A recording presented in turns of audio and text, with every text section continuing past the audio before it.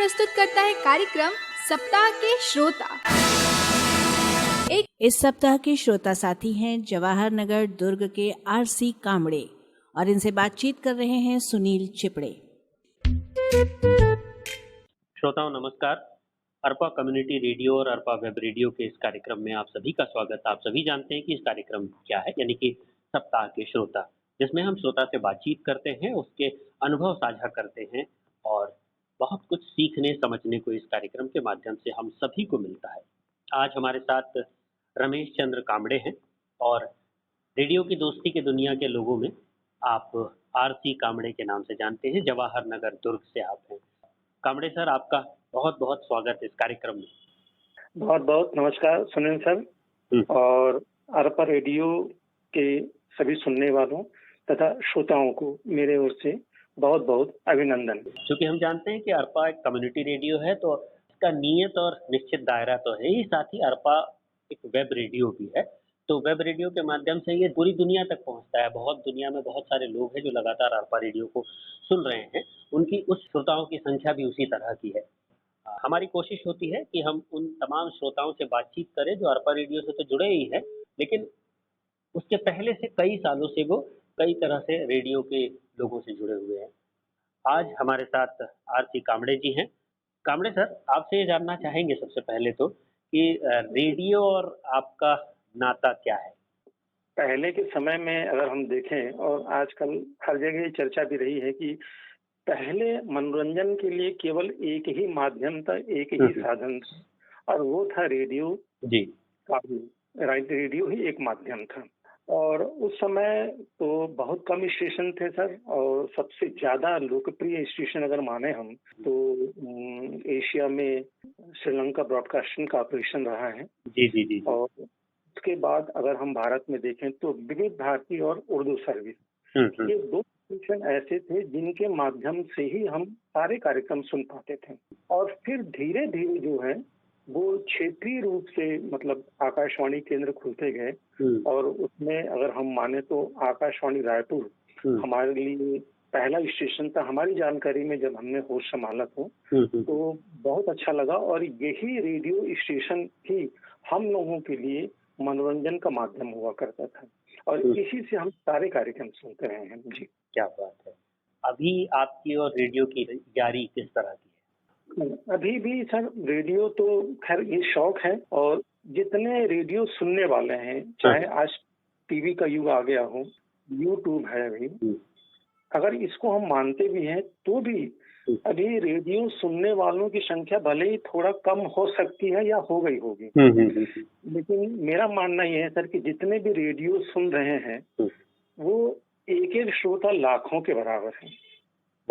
क्योंकि इनका यानी हम जैसे श्रोताओं के लिए मनोरंजन तो है ही है, इसके अलावा भी इससे हमको बहुत सारे ज्ञान मिलते हैं। एक तो ऐसा है कि ये अकेले में रहने का सबसे अच्छा साधन है सर, और आप कहीं भी खो जाइए, आपको फर्क नहीं पड़ता। आप जंगल में रहिए, शहर में रहिए, गांव में रहिए, एकांत में रहिए, जहां भी रहिए, रेडियो ही एक ऐसा माध्यम है जो आपको मनोरंजन और भरपूर मनोरंजन देता है। जी, आज भी हम समय निकालकर टीवी के युग में भी सर रेडियो सुनना कम नहीं कर सकते और रोज रात को अंतिम सभा का कार्यक्रम जो भी हमें पसंद रहता है, चाहे वो उर्दू सर्विस का हो, चाहे वो विविध भारती का हो, चाहे वो अन्य स्टेशन भी हो, हम उनको सुनकर ही सोते हैं। जी, क्या बात है। वाकई रेडियो की दुनिया ही अलग तरह की है। अब रेडियो को ऑडियो की दुनिया के नाम से भी जाना जाने लगा है और पूरी दुनिया में पॉडकास्टिंग और रेडियो, वेब रेडियो, इस तरह के चलन बढ़े हैं, जिसमें लोग कविता, कहानी और उपन्यास तक की रिकॉर्डिंग करके अब मतलब ऑडियो बुक्स मिल रही है। अब लोग कार पे चलते हुए ऑडियो बुक्स मतलब किताब पढ़ने की बजाय ऑडियो बुक सुनते हैं। मतलब उसमें सिर्फ आवाज़ें नहीं होती है, मतलब कथोपकथन की जो कथा है, उसके कथोपकथन की आवाज़ें नहीं होती है, बल्कि साथ ही साथ उसमें बहुत सारे इफ़ेक्ट्स होते हैं। मतलब जैसे किसी कहानी में लिखा है कि दरवाज़ा खुला, तो दरवाज़ा खुलने की आवाज़ के साथ वो आवाज़ आती है कि दरवाज़ा खुला।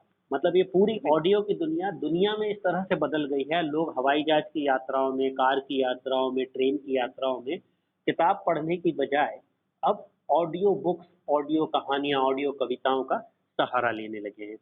वही एक रोल निभा रहा है हमारा अरपा वेब रेडियो, क्योंकि पूरी दुनिया में सुना जाता है।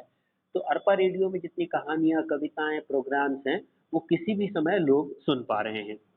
ये तो हमारी बात रही।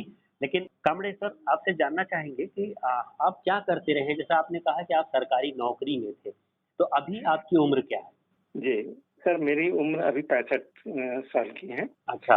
और आप अभी अपन थोड़ी चर्चा कर रहे थे कि ज्ञान के लिए अभी जो अन्य माध्यम है बहुत सुंदर है सर। ज्ञान 3 प्रकार से प्राप्त होता है सर, हम शुरू से भी जानते रहे हैं।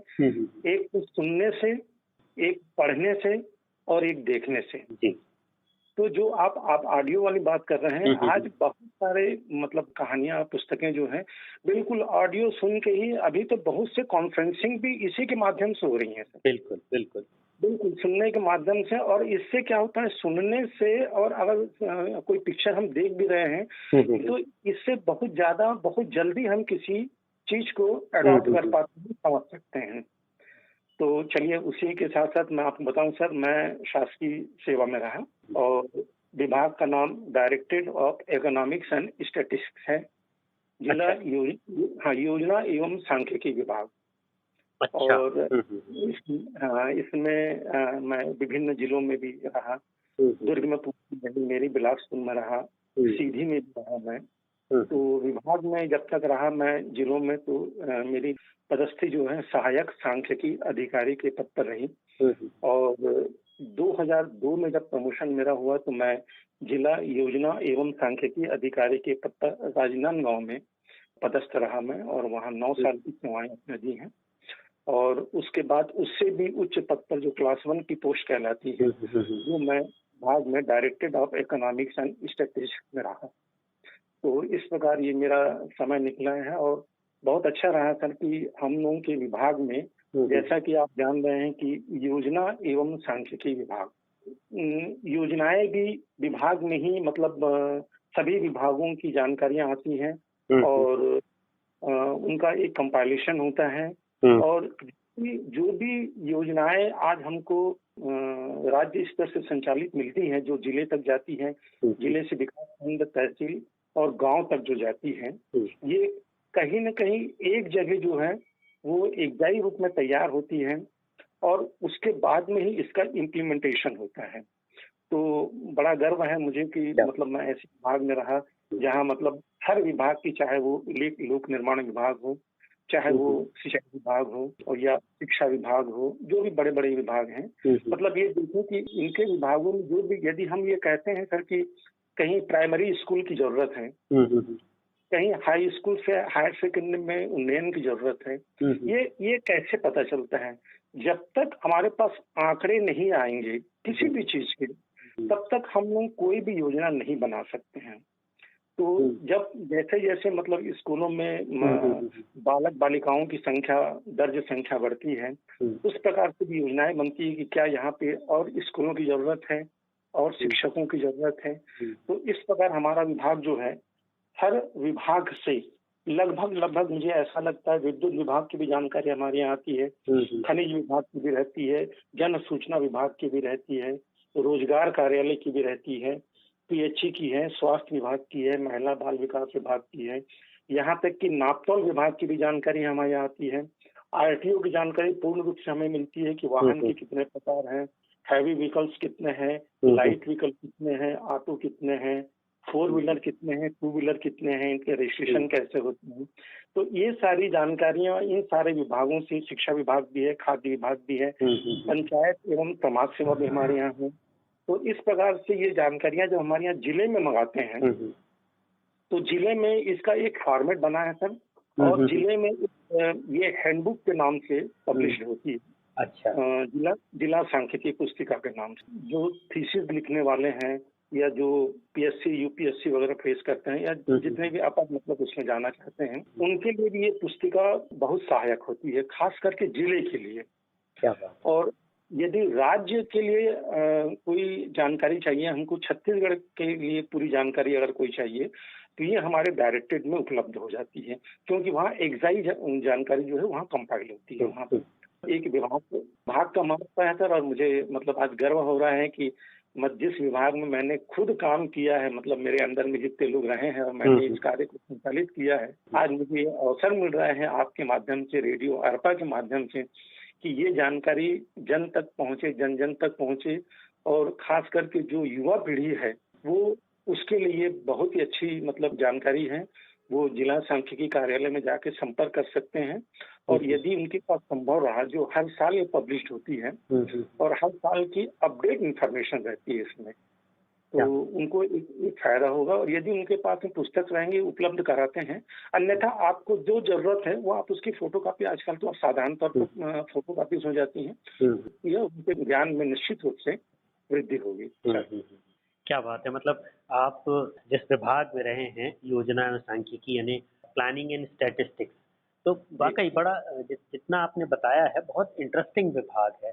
और पूरे दुनिया में आज डेटा का बड़ा महत्व है, डेटा कलेक्शन की बहुत बड़ी डिमांड है। इतने सालों से, इतने पहले से भारत में हमारा ये जो विभाग है, कहना चाहिए समाज, राज्य और देश की डाटा इकट्ठा कर रहा है, और प्लानिंग और उसकी प्लानिंग की गुणवत्ता और प्लानिंग कैसे इम्प्लीमेंट हो, इस सब की जानकारी सरकारों के पास रखता है। क्या मैं सही हूँ? बहुत सुंदर सर। और ये हमारे विभाग को जो राज्य स्तर से भी अगर कोई सर्वे होता है और सेंट्रल का भी कोई सर्वे होता है, तो आप यकीन करिए सर कि इसका रिजल्ट भी हमको मतलब समय सीमा में, यदि कोई सर्वे हमारे यहाँ, जैसे एक सर्वे मेरे रहते हुए आया था, मैंने राजनांदगांव में करवाया था, वो था जीपीएस सर्वे था, गुड्स ट्रैफिक सर्वे। अच्छा। तो वो उसके लिए चेक पोस्ट बने हुए थे, मतलब शासन की तरफ निर्धारित था, और वो सर्वे 72 घंटे का था सर। अच्छा। 72 घंटे कंटिन्यू हमारे फॉर्मेट बने थे, उसमें जानकारी इकट्ठी करनी है, और आप यकीन नहीं करेंगे सर, उसको हमको 1 महीने के भीतर कंपाइल करके शासन को भेज देना था। मतलब ये जानकारियां इतनी मतलब अपडेट रहती हैं कि हम इसको 1 साल के बाद, 2 साल के बाद नहीं भेज सकते हैं सर, उस पर अच्छी समय सीमा है। बिल्कुल, तो बिल्कुल। बहुत बहुत क्विक सर्विस है, और अच्छा लगता है कुछ नया नया काम जब आता है। और मैं भी काफी जगह मतलब ट्रेनिंग वगैरह में जब गया, समझो तो हम लोग की ट्रेनिंग लगती ही रहती थी, खास करके अमृतसर वगैरह में जो है। मतलब ये कहा जाए कि योजना और सांख्यिकी विभाग बड़ा तत्पर विभाग है, क्योंकि इसके माध्यम से ही दूसरी योजनाएं और तमाम चीजें जो सरकारों को मिलता है, इसलिए ये त्वरित होना बहुत जरूरी है। तो मैं ये जानना चाहूंगा कि जैसे हम कई बार सुनते हैं ये 1 वर्षीय प्लान है, 1 वर्षीय योजना, पंचवर्षीय योजना, या जितनी प्रकार की भारत में योजनाएं लागू होती है भारत के लोगों के लिए, वो उसका आधार क्या आपके विभाग से तैयार किया गया डेटा ही है? जी जी जी, बहुत बहुत सही बोल रहे हैं सर। ये पंचवर्षीय योजनाएं भी जो बनती हैं सर, और वो मतलब हमारे विभाग से कंपाइल, हमारे विभाग से होती है, नाटे विभाग वाले ही हैं, क्योंकि वो अपने विभाग के एक्सपर्ट होते हैं, है ना। लेकिन कंपाइलेशन और योजना विभाग में ही ये फाइनलाइज होता है, और वहीं से फिर राज्य मतलब सरकार के पास में जाती है योजनाएं जो, और उनको लागू करवाने के लिए वही मतलब सक्षम होते हैं। क्या तो बात। बिल्कुल बिल्कुल, योजनाएं बड़ा गर्व है सर हम लोगों को। मतलब विधानसभा में भी जब बहुत सारी जानकारियां हैं, हमारे विभाग द्वारा ही उनको उपलब्ध कराई जाती हैं, और विधानसभा सत्र के पहले हम कोई भी जानकारी मतलब पब्लिश नहीं हो पाती है जब तक वहाँ पे ओके नहीं होता है। जी जी, हमें भी गर्व है कि हम रमेश चंद्र कामड़े जी से बात कर रहे हैं। वो व्यक्ति हैं जो हमें जो आज तक सुविधाएं सरकारों और देश से मिली है, चाहे वो बिजली पानी की योजनाएं हों, खाद्य की योजनाएं हों, सिलेंडर की योजनाएं हों, तमाम बहुत छोटी बड़ी, नहर की, खेत की, बीज की, ये तमाम योजनाओं में जिस विभाग की या जिन लोगों की हिस्सेदारी होती है, उसको बनाने और समझाने के लिए वो उनमें से एक व्यक्ति रमेश चंद्र कामड़े, जिन्हें रेडियो की दुनिया के लोग आरसी कामड़े के नाम से जानते हैं, वे हमारे साथ हैं।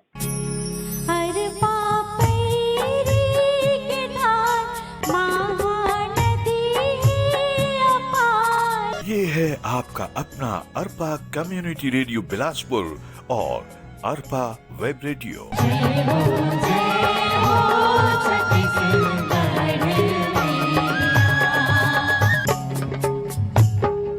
तो श्रोताओं, आरसी कामड़े जी से हमारी बातचीत हो रही है, और हमारी बातचीत थी योजना और सांख्यिकी विभाग को लेकर के बातचीत हो रही थी। कामड़े सर, एक बात और इसी विषय पे थोड़ा सा बढ़ाना चाहता हूँ, वो ये कि जो पूरे देश में जो गणना होती है कि इतने बेरोजगार हैं, इतने नौकरीशुदा लोग हैं, इतनी महिलाएं हैं, इतनी महिलाओं का हेल्थ स्टेटस ये है, बच्चों के हेल्थ का स्टेटस ये है, ये क्या जो आपके विभाग के पास जो जानकारियां होती है उसका ही निष्कर्ष होता है ये? नहीं सर, ये जानकारी जैसे हम महिलाओं के लिए अगर कोई बात करते हैं तो अभी क्योंकि एक ही विभाग तो सारे काम नहीं कर पाएगा सर, वो केवल डेटा कलेक्शन कर सकता है, लेकिन उससे संबंधित यदि कोई जानकारी मतलब हमको लगती है कि केवल महिलाओं के उत्थान के लिए ही कोई मतलब नहीं, सिर्फ मैं महिलाओं की बात नहीं कर रहा, मैं बात कर रहा हूँ भारत के लोगों की, मतलब पुरुष, महिला, बच्चे, किसान, खेत और तरह की जो जानकारियां हैं वो आपके इस सांख्यिकी विभाग में आती हैं। नहीं, वो जानकारियां तो वैसे उपलब्ध नहीं होंगे सर। वो इसलिए है कि जैसे अगर मान लो महिलाओं के लिए कोई योजना तैयार हो रही है, इसके लिए पृथक से मतलब महिला एवं बाल विकास विभाग को ही मतलब बनाया गया है जी, क्योंकि हमको मेन पावर भी लगता है सर, तो मेन पावर इनके पास नहीं है और ये विकास खंड और गांव तक मतलब ये है समझो, तो इनकी जानकारी जो है मतलब इस विभाग के लिए मतलब ये है। वैसे है बाल श्रम के लिए है, श्रम विभाग इसके लिए उच्च अधिकारी के रूप में है और इनका भी संचालनालय रायपुर में ही है समझो। तो ये अगर हम किसी उसमें लेते हैं कि किसी पर्टिकुलर की कोई जानकारी है किसानों के लिए ही केवल हम कहते हैं, तो इसके लिए कृषि विभाग मतलब उत्तरदायी होता है, कृषि विभाग इनके लिए योजनाएं बनाता है। केवल आंकड़े हमारे यहाँ से थोड़ा बहुत, क्योंकि जैसे मान लो ये कहते हैं सर कि हमारे जिले में कितनी कृषि योग्य जमीन है, तो वो हम आपको बता सकते हैं कितनी कृषि योग्य जमीन, कितनी परत जमीन हमारे पास में है और कितने रकबे में धान उत्पादन होता है, हेक्टेयर में आता है ये, में चना होता है, कितने में गेहूं होता है, कितने में ज्वार होता है, कितने में बाजरा होता है। ये जानकारी हमारे यहाँ जिले स्तर पर और राज्य स्तर पर भी आपको उपलब्ध हो सकती है। जी, जीडीपी, देश की जीडीपी की जो बात हम सुनते हैं, उसका आधार क्या इस विभाग से शुरू होता है? इसी विभाग द्वारा जानकारी उपलब्ध कराई जाती है सरकार को। क्या बात है, बहुत अच्छी बात आपसे हम कर पा रहे हैं और वाकई लोगों तक ये बात जानी चाहिए कि इतनी भी चीज़ें हम सुनते हैं कि फला योजना लगी लागू हुई या भारत की जीडीपी ये है, तो उसका पूरा डेटा कलेक्शन जो विभाग करता है उसके पूरी टीम के एक व्यक्ति से आज हमारी बातचीत हो रही है, आरसी कामड़े जी से। कामड़े जी, ये बताइएगा कि जन्म, मृत्यु और इस तरह का जो डेटा होता है वो किस तरह से संधारित होता है आपके विभाग में? बुक फॉर्मेट में है ये, मतलब जानकारी तो आजकल तो कंप्यूटराइज्ड हो गई है, तो यदि कोई लेना चाहे तो ये सीडी फॉर्मेट में भी उनको मिल जाता है और बुक फॉर्मेट में मेन है हमारे यहाँ, इसमें तैयार होता है। आप बिल्कुल इसको पढ़ सकते हैं, देख सकते हैं और इसमें चार्ट एंड ग्राफ भी बने रहते हैं साथ में ही। अच्छा, समझने के बहुत आसान होते हैं।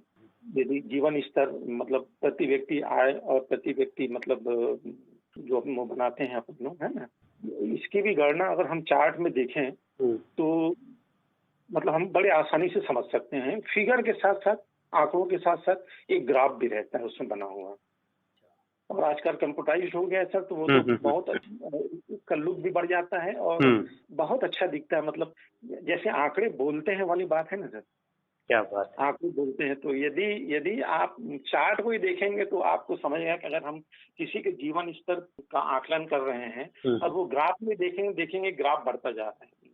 बहुत सही बात की आपने कि आंकड़े बोलते हैं, मतलब व्यक्ति का विकास, भारत का विकास, राज्य का विकास, ये तमाम जो इसका स्टैटिस्टिक्स देखते हैं या इसका आकलन करते हैं वो आप मतलब इस विभाग के द्वारा होता है। जी जी।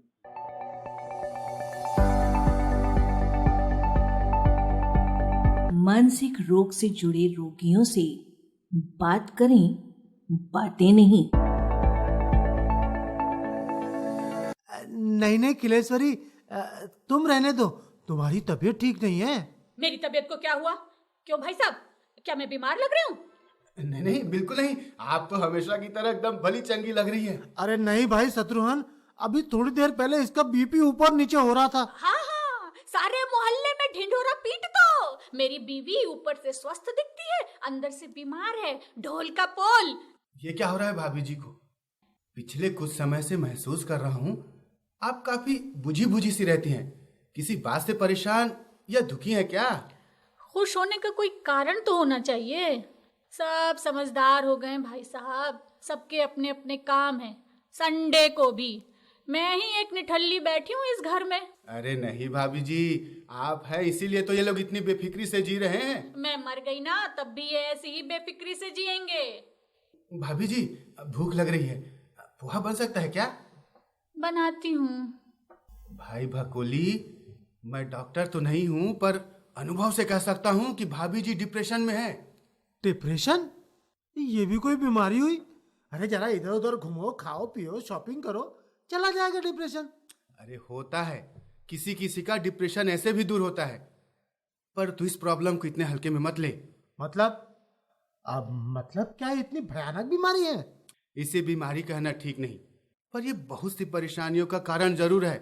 WHO की रिपोर्ट के अनुसार इस सदी में डिप्रेशन का वैश्विक समस्या बन चुकी है। क्या कह रहा है यार? पर यार खिलेश्वरी को किस कारण से डिप्रेशन है? उससे पूछकर देखूं क्या? नहीं, शायद उन्हें खुद आभास नहीं कि वो डिप्रेशन में है। मतलब रोगी को पता ही नहीं है कि वो रोगी है? पता होता तो इलाज नहीं करवा लेती। अच्छा बता, तू भाभी जी के व्यवहार में एकदम से बदलाव महसूस नहीं करता? हाँ कर तो रहा हूँ। पिछले कई महीनों से बहुत ज्यादा चिड़चिड़ी हो गई है। कभी एकदम शांत हो जाएगी जैसे दुनिया में है ही नहीं, कभी छोटी सी बात पर इतना गुस्सा हो जाएगी कि लगता है खुद को मार देगी या सामने वाले को। अरे तो इतना सब देखकर भी अब तक तो कुछ नहीं किया यार। यदि आपके घर में भी किसी में लग रहा है आपको कुछ इस तरह का अचानक आया हुआ बदलाव, यदि उसको नहीं लग रही है भूख, या फिर जो चीजें उसको पहले लगती थी रुचिकर अब लगने लगी हैं अरुचिकर, तो आपको ध्यान देने की जरूरत है। फौरन संपर्क कीजिए किसी मनोचिकित्सक से। अर्पा रेडियो द्वारा जनहित में जारी। आरती कामड़े जी से हमारी बातचीत हो रही है और कामड़े जी आपसे एक बात और जानना चाहेंगे कि सरकारी सेवा के दौरान या ये तमाम अपनी नौकरी पेशा के साथ व्यक्ति के अपने कुछ शौक होते हैं, अपना कुछ हुनर होता है, वो आपके जीवन में क्या रहा है? क्या बात है सर, आपने दिल की बात ले ली है, समझो है ना। और वाकई में कुछ लोग ऐसा कहते थे भी थे कि मतलब इस पद पर रहते हुए भी आप रेडियो का शौक रखते हैं, तो रेडियो को ठीक है गाने वगैरह सुनते रहे हैं। इसके अलावा भी थोड़ा साहित्य क्षेत्र में रुचि रही सर मेरी। क्या बात? और ये कहा जाता है कि लेखक और कवि जो देखता है वो लिखता है, वो है। मतलब ये शौक थोड़ा सा रहा है, मैंने भी अनुभव किया बाहर। तो क्या क्या लिखते रहे हैं आप? बहुत छोटी मोटी रचनाएं रही हैं सर। एक रचना हालांकि यहाँ तो नहीं, लेकिन बिहार की एक पत्रिका कृत संकल्प निकलती थी और वो युवाओं की ही मतलब पत्रिका थी। मुझे ऐसा लगा क्योंकि जब वो पत्रिका मेरे पास में आई तो उस समय मैं बिलासपुर में पदस्थ था, तो मुझे बहुत अच्छा लगा कि उसमें युवाओं को जब मैंने पत्रिका पढ़ी थी और मैंने मतलब एक रचना उनको भेजी थी, बहुत अच्छा लगा था। और वो रचना थी आदमी। बिल्कुल सुनना चाहेंगे जी। तो आदमी शीर्षक था और आदमी के लिए मैंने लिखा कि दर्द को कांधे पे लिए मुजरिम सा खड़ा है आदमी, मुख पृष्ठ से कुछ हटकर हाशिए में पड़ा है आदमी। क्या बात? जज्बातों के आसपास तस्वीर सा जड़ा है आदमी और उनसे क्या गिला, मुद्दतों अपने मुकद्दर से लड़ा है आदमी। क्या? तो एक रचना रही है। और वहीं मैंने एक रचना और भेजी थी, पर्व दिवाली का आया, और ये रचना भी वहाँ प्रकाशित हुई थी। इसने आलोक जग में फैलाने, पर्व दिवाली का आया, और मिलन दिलों के गीत सुनाने, पर्व दिवाली का आया। एक लंबी कविता थी, इसमें कुछ अंश मैंने आपको बताया जी। तो ये आपकी कविताएं जो हैं आप छपती भी रही हैं मैगजीन्स में, पत्रिकाओं में, इसके अलावा आपने कहीं पढ़ी भी होंगी कविताएं किसी मंच पर या रेडियो स्टेशन, ऐसा कोई मौका आपके हाथ लगा? जी जी जी, ये 1981 में आकाशवाणी रायपुर से ही मुझे आज मेरी बारी है कार्यक्रम प्रस्तुत करने का मौका मिला था। अरे वाह! और उसके तत्काल बाद ही मतलब काव्य धारा और काव्य कलश कार्यक्रम होता था, उसमें तो अपनी रचनाएं पढ़ने का मौका मिला था। तो उसमें एक रचना थी, कभी प्रिय थे हम दिन के आज पराये लगते हैं और संबंधों के बीच अकेले गुनहगार लगते हैं। ये रचना मैंने कुछ इस प्रकार से पढ़ी थी, मैं चाहूंगा कि श्रोताओं को भी इसका आनंद मिल जाए। बिल्कुल बिल्कुल बिल्कुल। कभी प्रिय थे हम जिनके आज पराये लगते हैं और संबंधों के बीच अकेले गुनहगार लगते हैं। तो साकल बंद नहीं कि शायद लौट कभी वो आए और रही तमन्ना दिल ही दिल में फूल सभी कुम्हलाए। तो इंतजार की बाहों में अरमान शलब से जलते हैं और दूर तलक अफसाने अब तो शमशान लगते हैं और संबंधों के बीच अकेले गुनहगार लगते हैं। एक अंतिम स्ट्रेंजा इसका भी है कि जिसका आंचल भरा खुशी से क्या दर्द किसी का समझेगा और बेगाने उल्फत की खातिर कोई आंसू क्यों बर्बाद करेगा।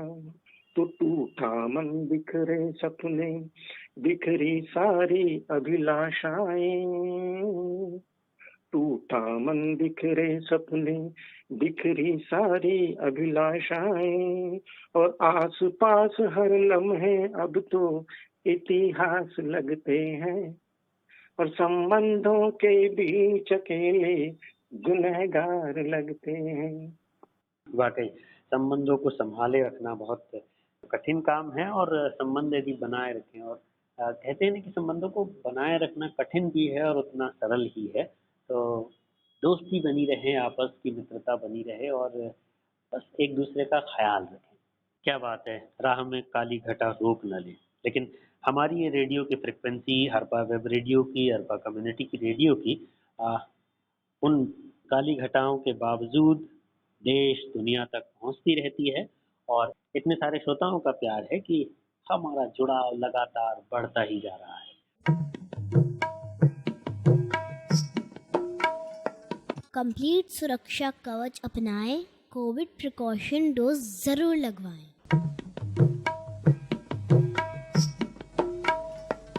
प्रिकॉशन डोज भी लेनी है जरूरी, कोविड से तभी होगी सुरक्षा पूरी।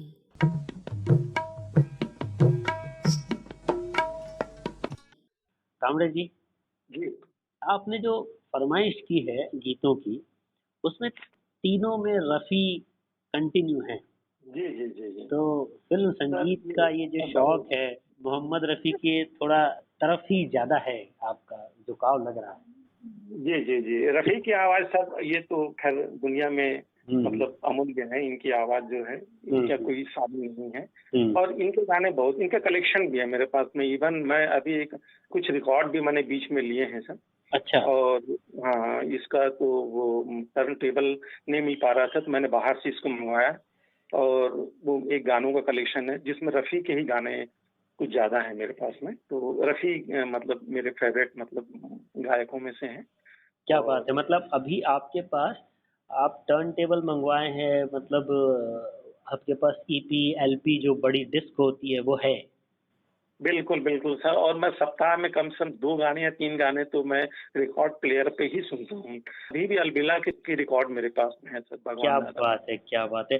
तो ये जो रेडियो सुनने वाले लोग हैं वो तो समझ ही रहे हैं कि कामड़े जी क्या बात कर रहे हैं, लेकिन अरपा वेब रेडियो सुनने वाले बहुत सी नई नस्ल के, नई फसल के लोग हैं हमारे साथ, युवा हैं जो अभी अभी जिन्होंने शायद टर्न टेबल या बड़े टेप्स नहीं देखे हैं। उनकी जानकारी के लिए बता दें कि जो एक काला डिस्क पुराना होता था जिसमें निडल चलती थी और वो गाना बजता था, कई फिल्मों में या कथाओं कहानियों में आपने देखा सुना होगा। वो आज भी कांबड़े जी के पास सुरक्षित और संरक्षित है। ये सूचना उन लोगों के लिए जो नए श्रोता हैं या नए ज़माने के लोग हैं। कांबड़े जी बताइए कि कौन-कौन सी फ़िल्मों के वो डिस्क आपके पास हैं? नहीं, अभी मुगले आजम का भी है मेरे पास में सर, क्या बात है! और बहुत सी फिल्में हैं सर, मतलब वो हाँ। 1970 के आसपास की जितनी भी फिल्में हैं, क्योंकि तो उसके बाद तो बंद भी होने लग गए थे ना, तो जिनके पास में था उनके पास में एक कलेक्शन रहा है, तो उनके पास से ही मैंने लिया है। तो उसमें मतलब 1970 के पहले के गाने और 1980 के आसपास के भी गाने हैं वहाँ पे। जी हाँ, उस समय डिस्क में लोग गाने तो सुनते ही थे, साथ जी ही फ़िल्मों की भी आती थी, फ़िल्मों की कमेंट्री और उसके साथ फ़िल्मों के सीन। शोले फ़िल्म के 2 डिस्क आती थी। हाँ वो वैसा कुछ आपका कलेक्शन या नहीं, वो वैसा कुछ सुनने का आपका अनुभव? हाँ नहीं, वो नहीं मिल पाए मेरे सर, अगर मिले तो आज तो मैं उसको ले लूंगा, हाँ, है ना। हाँ। वो ये आपको जैसे याद आप है क्या? लोग वो मतलब आते फ़िल्म भी को सुनते थे, वो कैसी याददाश्त है आपकी? उस संदर्भ की क्या अनुभव है? जी जी, आँख की सफाई का भी वो गाने हैं मेरे पास में वो। हुँ। और अभी अभी के टर्न टेबल में सुनील सर, मैं आपको बताऊं, अभी ये बार बार बदलने वाले नहीं है सर। ये इसमें घंटों का ड्यूरेशन दिया हुआ है, एक घंटे है उसमें लिमिट, इतने घंटे या इतने रिकॉर्ड तक वो निडिल चलेगी आपकी। हाँ। जब कभी भी जरूरत पड़ेगी, क्यों अभी तो मैं लिया हूँ तो उसके बाद तो मेरे यहाँ करीब करीब 4 साल हो गए हैं, अच्छा। तो जरूरत तो नहीं पड़ी है मुझे, लेकिन जब कभी भी जरूरत पड़ेगी तो ये मुझे मिल जाएगी। ये बाहर से मंगवाना पड़ेगा, इंपोर्ट करना पड़ेगा मुझे, क्या बात है! वो मिल जाएगी मुझे। मैंने क्या जहाँ से लिया है उसको बता कर रखा था, तो बोले मैं मंगवा दूंगा, बोले मेरी जिम्मेदारी है उनकी ये। तो इसको भिलाई से ही परचेज किया था मैं। वाक़ई मतलब हमको सुन के रोंगटे खड़े हो रहे हैं कि वो निडिल जो आजकल कहीं नहीं मिलती है, वो उसके लिए आप इतना प्रयास करते हैं और वो उन डिस्क से गाने सुनने का जो आपकी और चाह ये है। सुनिए सर, ये टर्न टेबल मैंने उस समय 2 मंगवाए थे, और एक मेरे ब्रदर अभी बिलासपुर में रहते हैं, कुमार उमेश के नाम से वो मतलब हैं अभी वहाँ, हाँ। उमेश पांडे के नाम से, वो भी अपने पास में रखे हैं उसको। तो यहाँ से 2 मैंने टर्न टेबल मंगवाए थे, तो मुझे अच्छा लगा। क्या बात है! रिकॉर्ड में जो गाने आप सुनेंगे, अगर संगीत प्रेमी जो है ना, हाँ। वो ही उसका आनंद ले सकता है सर। सही बात। अभी हम यूट्यूब में भी सुनते हैं गाने, लेकिन संगीत का आनंद जो है वो उनमें से जो झनकार और घुंघरू की आवाज और तबले की आवाज, बांसुरी की आवाज, गिटार की आवाज, जो हमको सुनने को, जैसे पारस मणि के भी गाने अभी देखेंगे सर हम, तो पारस मणि के गाने आप शुरू से आखिरी तक अगर एक बार एलपी चालू कर देंगे ना, आपको बीच में गाने उठाने का, बंद करने का मन नहीं करेगा सर।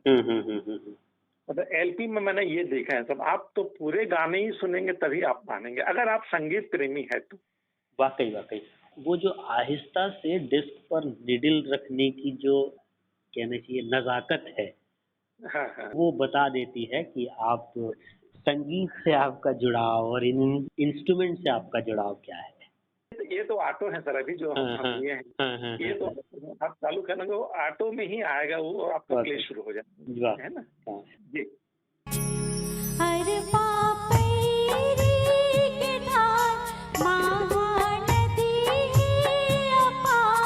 ये है आपका अपना अरपा कम्युनिटी रेडियो बिलासपुर और अरपा वेब रेडियो।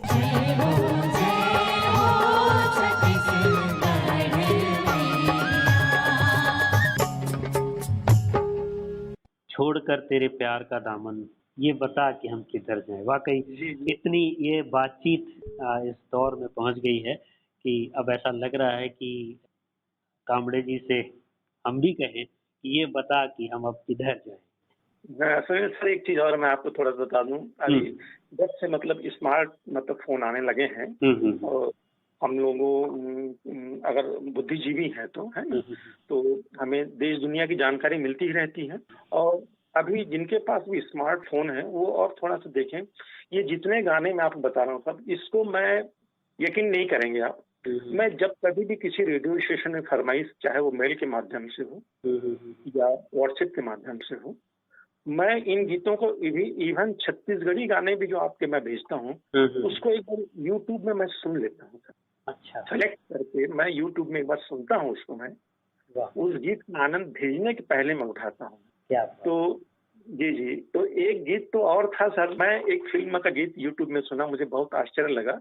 ये फिल्म तो मतलब औरत फिल्म का है सर, 1966 की फिल्म है। फिरोज फिरोज खान और पद्मिनी पर फिल्म आ गया है। तो इसके बोल तो मैं थोड़ा सा भी आपको बताने में असमर्थ रहूंगा सर, लेकिन बोल भी इसके बहुत मतलब बहुत प्यारे बोल थे इसके, कि अगर हम सुनेंगे ना इसको पिक्चराइज कैसे किए हैं, ये मतलब हमारी समझ से बाहर है सर। ये तालाब के अंदर है और स्टूडियो में है, आउटडोर शूटिंग है, क्या है मतलब नहीं, सब ओरिजिनल दिख रहे हैं सर। कामड़ी जी, आपने जो बताया कि आप फरमाइश जब भेजते हैं तब जी एक तरह की स्क्रूटनी आप करते हैं, आप मतलब एक तरह का सेंसर आप कर लेते हैं कि हाँ कौन सा गीत लोगों को सुनवाया जाए, ये बड़ी अलग बात है। हाँ, ये सर अब चूंकि स्मार्टफोन हमारे पास में है सर, हम मतलब हर चीज के दो पहलू जैसे ही हैं। ये तो ठीक है कि ये हमको बहुत कुछ दे रहा है, लेकिन सवाल है कि हम इससे क्या क्या ले सकते हैं।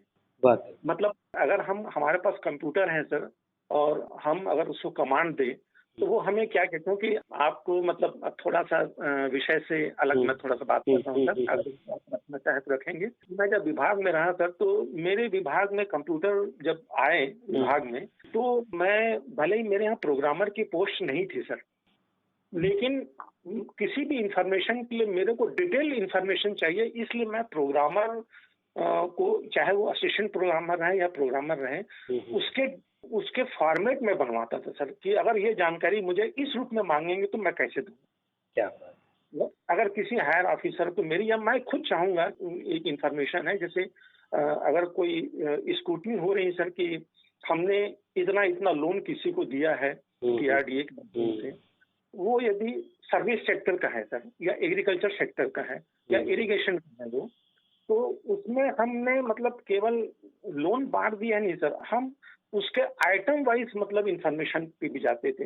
यदि किराना के लिए कोई लोन बटा है तो किराना कितना है, अगर गोट यूनिट में अगर वो लोन बटा है तो गोट यूनिट में क्या है, चाहे वो भैंस के लिए हो, चाहे बकरे के लिए, बकरी के लिए हो, या गाय के लिए हो, मतलब इतने डिटेल मतलब मैं उसको निकलवाता था समझो। तो बच्चों के स्मार्टफोन आया सर, तो मुझे लगा कि भाई अगर हम इसको कुछ मांगते हैं, ये हमको दे रहा है, तो उसको लेने में क्या नुकसान है हमको। वो सब गाने हमको तो रेडियो पे फरमाइश भेजेंगे, तो अगर बजाने वाले बजाते हैं, कभी कभी अक्सर बज जाते हैं गाने, अच्छा लगता है मुझे। और हिट्स ऑफ बॉलीवुड एक मतलब चैनल है सर अभी, है ना, तो इस यहाँ तो जो गाने भेजोगे वही बजते हैं वहाँ पे, भले ही समय लेते हैं वो, लेकिन मुझे बहुत अच्छा लगा कि जो गाना मैं सुन लेता हूँ, अगर भेजा हूँ तो मुझे दोबारा उसका आनंद मिल जाता है। वो ये एक शौक रखा मैं कि अगर मैं वो गाने सेलेक्ट कर रहा यूट्यूब में और पहले सुन लेता हूँ मैं, और फिर मुझे कलाकार मिल जाते हैं, तो मुझे भी एक कलेक्शन के लिए वो मिल गया है समझो, रास्ता मिल गया है कि मैं उन पुराने लोगों को जो 1975 में, 1960 में, 1947 में मतलब जो गायक गायिकाएं रही हैं, जो पर्दे पे काम किए हैं, जो पर्दे के पीछे भी रहे हैं, उनको भी हम जान पा रहे हैं उसके माध्यम से। तो ये अपने जानने के लिए, अपने ज्ञान के लिए मुझे अच्छा लगा समझो। ये अगर श्रोता इसको फॉलो करते हैं तो उनको वो भी कोई अच्छा कलेक्शन रख सकते हैं सर, मैं ये कह रहा हूँ। और है कलेक्शन, ये अपने लिए कभी रहेगा नहीं सर, ये रहेगा दूसरों के लिए, हमारे आने वाली पीढ़ी के लिए। वाकई तो यदि मैं इसको कहीं पे लिख के रख रहा हूँ, कोई डायरी बना रहा हूँ, तो ये निश्चित रूप से उनको काम आएंगे, मैं कह रहा हूँ। वाकई जिस तरह के विभाग में आपने सेवाएं दी हैं, उसका प्रभाव भी है कि आपका जो कलेक्शन है वो आपके पास निश्चित तौर पर हमेशा दुरुस्त रहता होगा। और इस समय हमें सुनने वाले तमाम लोगों के लिए वाकई ये सीख की बात है कि किस तरह से जो फिल्म म्यूज़िक को शिद्दत से चाहते हैं, वो उसके प्रति कितना सचेत होते हैं। जैसे कामड़े जी ने बताया कि वो गाना पहले सर्च करते हैं, सुनते हैं, फिर फरमाइश भेजते हैं। साथ ही साथ टेक्नोलॉजी की जो बात उन्होंने की कि मोबाइल का उपयोग भी वो किस तरह से कर रहे हैं, मतलब मोबाइल पर बहुत सारे लोग समय बर्बाद कर रहे हैं, लेकिन कामड़े जी उसमें से बहुत अच्छे गीतों की सर्चिंग कर रहे हैं और श्रोताओं तक पहुंचा भी रहे हैं। ये वाकई आपका ये जो योगदान है, ये जो प्रयास है आरपा रेडियो के लिए बहुत ही बड़ा है और बहुत ही आपको रिकग्नाइज करने लायक है। तो बहुत बहुत धन्यवाद, बहुत बहुत शुक्रिया कि आपने इतना समय अरपा कम्युनिटी रेडियो और अरपा वेब रेडियो के लिए दिया। और कामड़े जी, चलते चलते आपसे इतना ही कहेंगे कि बने रहिए हमारे साथ और लोगों को जोड़ते रहिए हम सभी के साथ।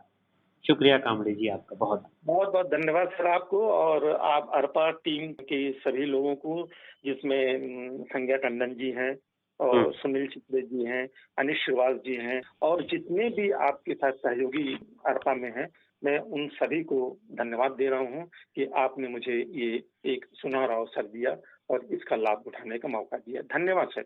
शुक्रिया।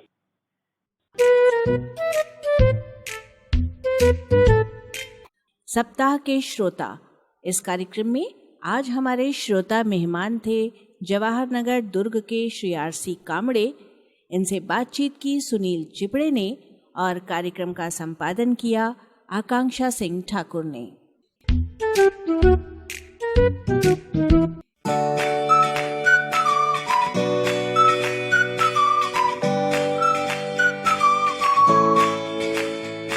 आप सुन रहे हैं अरपा कम्युनिटी रेडियो 90.8 मेगाहर्ट्ज पर।